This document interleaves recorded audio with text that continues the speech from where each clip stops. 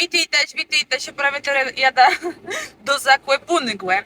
Jak jostrza, wiele kłeście je benzina, weli, ropa, nie? Na tych tanksztelach, to ja nie powiem, co mnie chce, ale ja mam taką myśl.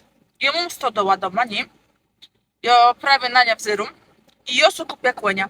Ja kupię sobie kłenia i będę jeździć na kłeniu.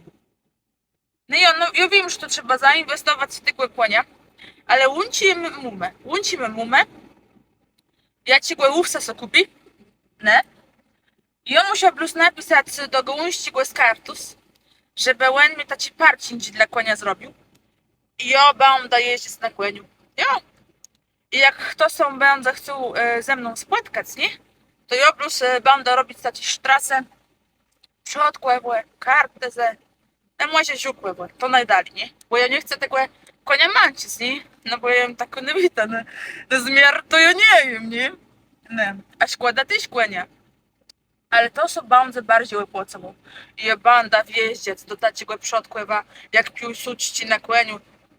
Królewo, nikt tak nie będzie miał jak ja. No nic, trzeba kupić konia, miechówca, auto sprzedać. To nie dla mnie, to nie na moje nerwy, nie? Ale nimu ta strachu je banda jechać z błekiem nisiasy. Łed grzebna do kartus, po prawej stronie jest taka kostka i tam je banda jechać. Dobrego dnia.